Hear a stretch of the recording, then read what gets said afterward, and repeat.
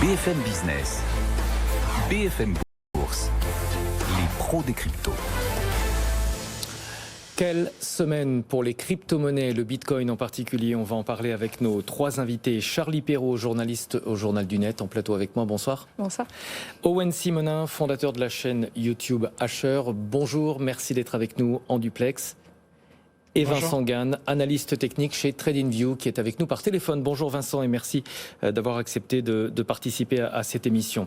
On va commencer avec vous, Owen. En quelques jours, le marché a subi une baisse très violente. On va revenir évidemment sur les raisons de cette baisse. On va juste rappeler que c'est pas la première fois. Certains nous ont dit que c'était exceptionnel. J'ai relevé des baisses assez spectaculaires. Par exemple, fin 2018, 83,6%.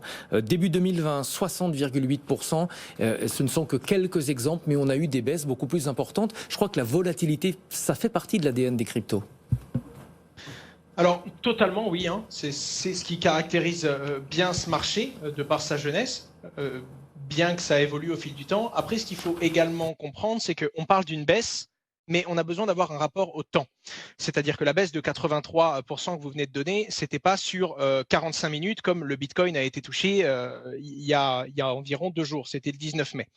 Du coup, il y a vraiment beaucoup d'actualités et plein de raisons qui font que les cours se régulent. Naturellement, on était dans une hausse assez violente et continue depuis un moment, donc les baisses sont également virulentes, ça va dans les deux sens. On était toujours porté par Elon Musk qui avait donné beaucoup d'énergie au marché et qui finalement annonce que Tesla ne va plus du moins accepter le Bitcoin, ce qui a inversé un petit peu le mood qu'avait le marché à ce moment-là.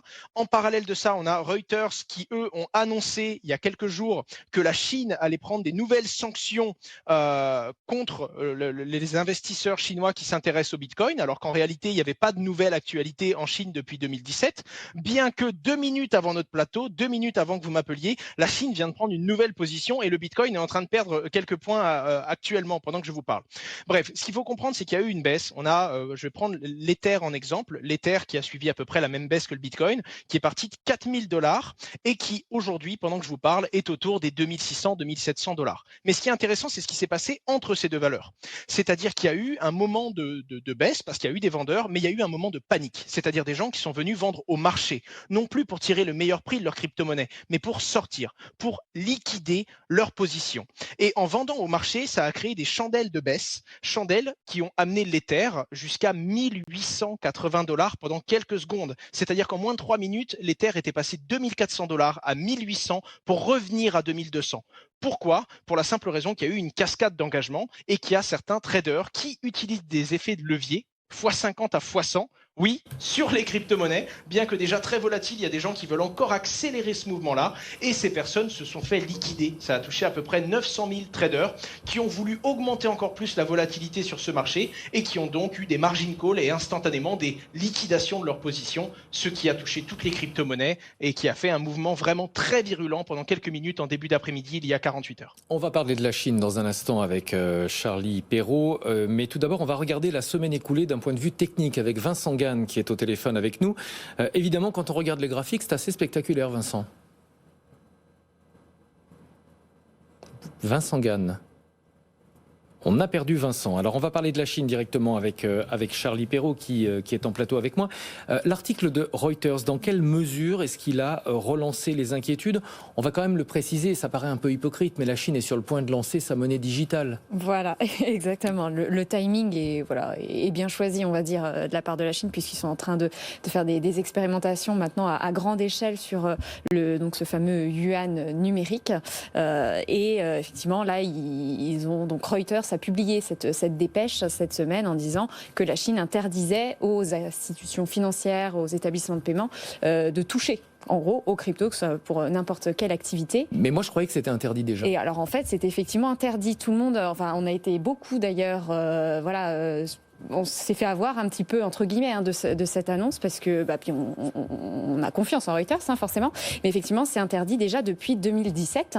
La Chine avait pris déjà beaucoup de mesures, notamment les levées de fonds en crypto-monnaie qu'on appelle les ICO ont aussi été interdits à ce moment-là. Donc c'est vrai que ça pourrait aussi expliquer ce mouvement. Après c'est toujours difficile de dire pour telle raison on a une hausse très forte ou une baisse aussi très forte des cours, mais en tout cas cas, effectivement, le timing était plutôt bon pour la Chine. Oui, et soulève quand même quelques interrogations sur l'opportunité d'effectuer une telle communication. Ouais. On a retrouvé Vincent Gann. Vincent, si on regarde la semaine écoulée sur les cryptos d'un point de vue technique, je le disais, le graphique est assez impressionnant. Oui, bonjour Stéphane, bonjour Charlie, bonjour Wayne, bonjour à tous. Alors oui, effectivement, semaine assez incroyable pour le marché des cryptos. On ne s'attendait pas à quelque chose de cette nature. Alors bon, je vais pas refaire toute l'histoire, mais voilà les éléments intéressants que je peux dire. Le cours du Bitcoin depuis 2-3 mois, il était neutre, complètement flat. Il était neutre sous les $60 000.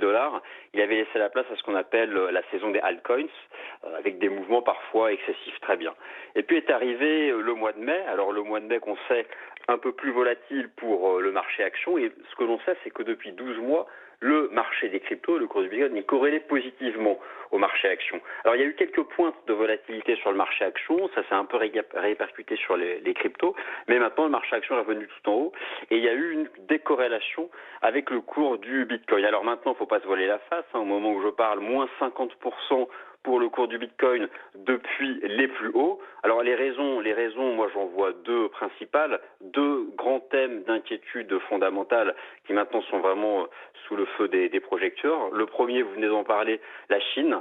Alors la Chine, c'est pas vraiment une surprise, vous en parliez à l'instant, notamment parce que c'est le premier grand pays majeur qui a aussi lancé sa propre monnaie numérique et on sait très bien qu'elle cherche aussi à lutter contre la place des currency tokens de la blockchain publique. Mais là, c'est vrai qu'elle est quand même sacrément offensive dans sa communication contre le cours du Bitcoin d'un point de vue trading. Bon, ce qu'on sait aussi, c'est qu'une partie importante du minage du Bitcoin se fait en Chine. Bon, là-dessus, c'est pas très clair, c'est sûrement un dossier politique. Et puis à cela s'ajoute ce second thème d'inquiétude fondamentale. Alors là, c'est très partisan. Franchement, j'ai pas la réponse.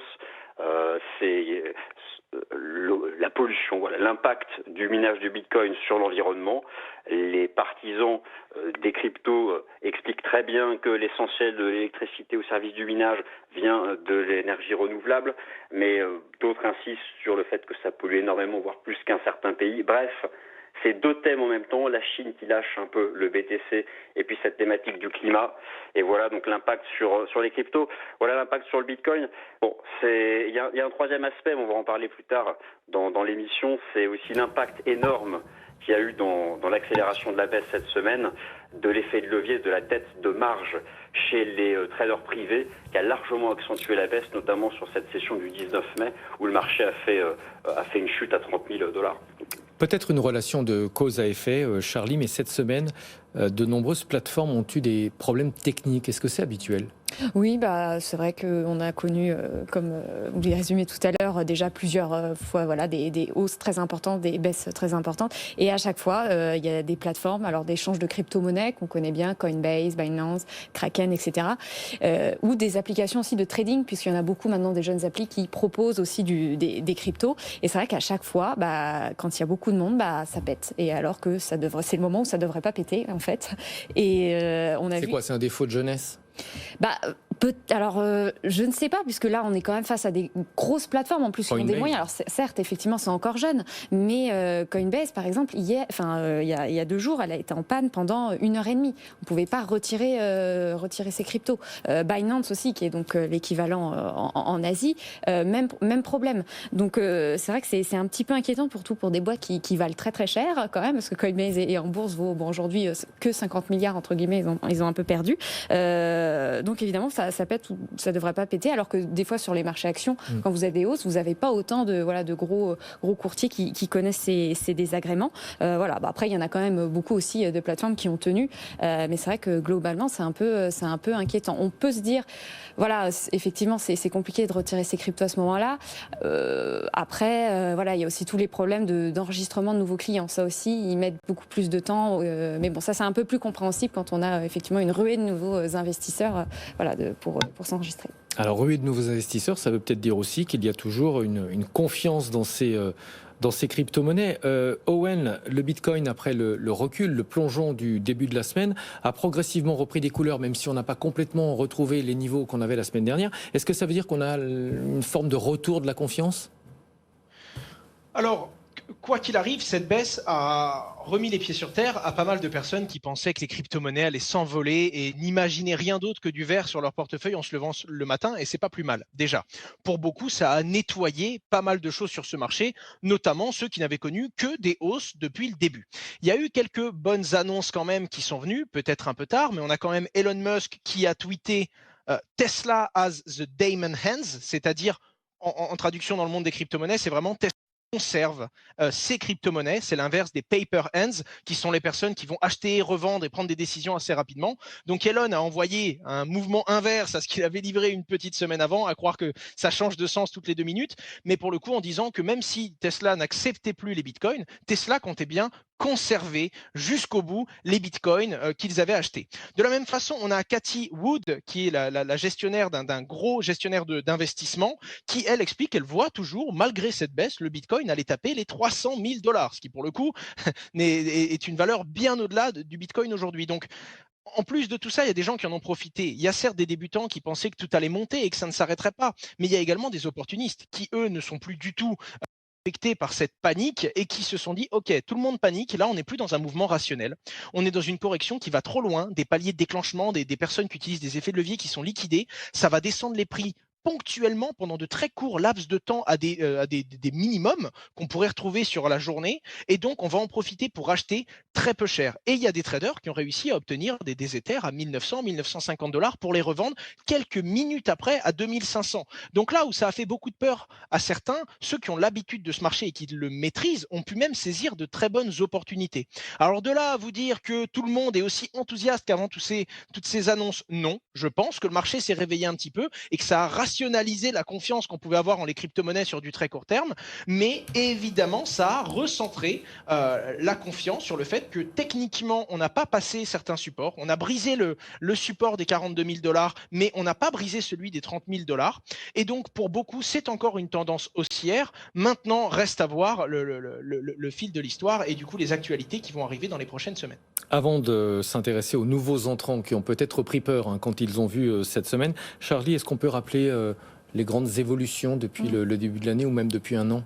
Oui, parce que malgré effectivement là, cette chute, voilà, c'est quand même sur une très belle tendance. J'ai revu les chiffres parce que c'est vrai qu'on a du mal à prendre autant de recul, mais le Bitcoin a fait plus 36% depuis le début de l'année, quand même, c'est pas trop mal. En un an, plus 315%. Et le 21 mai 2020, Bitcoin était à 9 500 $. Donc voilà, pour se rendre un petit peu compte de la chose. Ethereum, c'est pareil, plus 323% depuis le début de l'année. Et en un an, il est passé de 209 $ à 2700 $ à peu près aujourd'hui. Et on peut voir cette même tendance sur la plupart des grandes crypto-monnaies, en tout cas dans les premières. Vous avez même, j'ai noté Cardano, plus 800% depuis janvier. Donc voilà, on est sur des pourcentages assez impressionnant quand même. Je ne suis pas sûre qu'on trouve d'autres progressions aussi intéressantes dans d'autres marchés, même si effectivement il y a quand même quelques actions d'ailleurs des boîtes qui ont bien profité de la crise, qui ont aussi connu des belles hausses. Owen, vous disiez à l'instant, ça ramène peut-être les pieds sur terre, ça peut toutefois faire peur aux gens qui viennent d'entrer sur le marché des cryptos. Rappelez-vous, on avait tellement progressé ces derniers mois. On a eu, je pense, pas mal de, je ne veux pas être péjoratif, mais de touristes qui sont arrivés sur le marché qui ont peut-être eu peur cette semaine. Alors très clairement, et évidemment il y a eu des pertes, donc il ne faut pas le dire de cette façon-là, mais c'est peut-être même pas plus mal, parce qu'il peut y avoir des baisses plus violentes. Là, ça a fait prendre conscience à certains, peut-être qu'ils ne comprenaient pas à quel point le marché des crypto-monnaies pouvait être virulent, mais ça a pu donner un avant-goût, on peut le dire, de ce qui existe réellement dans le monde des crypto-monnaies. En 5 ou 6 ans, j'ai connu des baisses bien plus violentes et des déclenchements qui ont été beaucoup plus sanguinolents sur le marché des crypto-monnaies et qui ne se sont pas autant reconstruits, car quelques jours après, le Bitcoin avait déjà effacé, donc 48 heures après, le Bitcoin avait déjà effacé presque un tiers de la baisse qu'il avait connue il y a 2 jours. Donc pour le coup, c'était une prise de conscience qui n'était pas totalement négative, en tout cas pour tout le monde. La deuxième chose, c'est qu'il faut comprendre que c'était pareil en 2017, c'était pareil en 2013, c'est pareil en 2021, c'est-à-dire que quand les crypto-monnaies prennent beaucoup de valeur d'un coup, ça enclenche la machine médiatique. Les médias vont commencer à parler des crypto-monnaies et des médias de plus en plus grand public, ce qui va augmenter le nombre de nouveaux entrants, que ce soit des institutionnels ou des particuliers, qui vont s'intéresser à ce marché. Quoi qu'il arrive, il y aura peut-être, suite à cette baisse, moins de nouveaux entrants sur ce marché. Mais ceux qui vont rester et qui ne vont pas le quitter sont soit des personnes qui ont compris que c'était risqué et qu'on ne devait pas venir que pour la volatilité, ou alors des personnes qui certes ont compris qu'il y a ce risque, mais qui s'intéressent réellement à la technologie qu'il y a derrière. Car la seule courbe qui, bien qu'elle freine ou qu'elle accélère de temps en temps, est toujours en hausse, c'est le nombre de personnes qui s'intéressent à cette technologie. Et bien que ça freine un petit peu et que ça limite l'intérêt dans ce domaine-là, parce que beaucoup de gens venaient uniquement pour prendre des profits sur du très court terme, un peu comme dans le monde de la bulle d'Internet, dans les années 2000, les premières personnes à venir étaient des personnes qui étaient intéressées uniquement par cette volatilité et par cette promesse technologique. Là, ça nettoie un peu le marché et ça permet de conserver et de rappeler à tout le monde que certes, il y a cette plus-value, mais ça ne remet en rien en cause les fondamentaux qui sont la vraie finalité de la technologie blockchain. Ah ouais, ça n'est pas un casino, ça n'est pas l'euro-million, on ne gagne pas à tous les coups. Charlie, un mot, est-ce que vous avez observé dans cette marée noire des signes positifs ? Oui, quand même. Si on cherche un peu, non, même depuis hier, il y a eu quelques belles annonces, notamment, côté, il y a des boîtes qui ont profité justement de cette baisse. On connaît bien MicroStrategy, qui a déjà beaucoup investi, des milliards de dollars dans le Bitcoin. Et ils ont annoncé, qu'ils ont justement fait un nouvel investissement de 10 millions. On a eu aussi Wells Fargo, donc une grande banque américaine, qui a annoncé qu'elle allait proposer, pareil, des services d'investissement en crypto prochainement. On a eu aussi Saxo Bank qui vient de lancer aussi du trading sur plusieurs paires de crypto-monnaies, pas encore partout dans le monde, mais il y a quand même, ça n'a pas non plus fait un froid, puis on n'a pas eu encore d'annonce de, par exemple Tesla qui a dit j'ai revendu tous mes bitcoins. On va donner le mot de la fin à Vincent Gane, analyste technique chez TradingView. Le bilan de cette semaine, Vincent ? Oui, alors, il y a plein de choses qui viennent d'être dites et intéressantes en plateau. Je suis assez d'accord avec ce que disait Owen sur le côté purge nécessaire, parce qu'il y avait eu énormément d'excès. Alors pas forcément sur le Bitcoin sur les dernières semaines, mais plus du côté des alts, beaucoup même.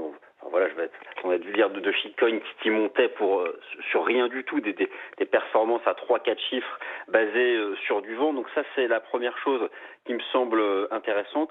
Le deuxième aspect, vous en parliez aussi à l'instant, c'est le côté effet de levier qui était beaucoup trop important, encore une fois, chez les traders privés. Et logiquement, ces positions sont protégées par des stops de protection en trading. Et lorsque le prix du stop est atteint, ça devient un ordre de vente au marché. C'est ce qui a expliqué les mèches basses, les points bas importants qui ont été touchés cette semaine. Maintenant, là aussi, il ne faut pas se voiler la face. On sait que, à la grande différence de 2013 ou 2017, partie importante de la hausse depuis un mois, en fait, depuis un an, elle a été aussi portée par du flux institutionnel. Et maintenant, c'est l'heure de vérité. Les masques doivent tomber.